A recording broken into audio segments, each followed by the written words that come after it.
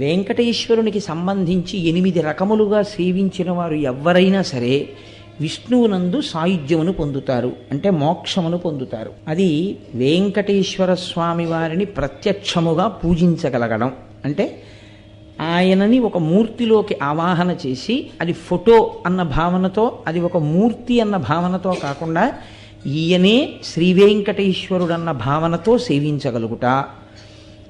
రెండవది, ఆయనను స్మరించుచుండుట.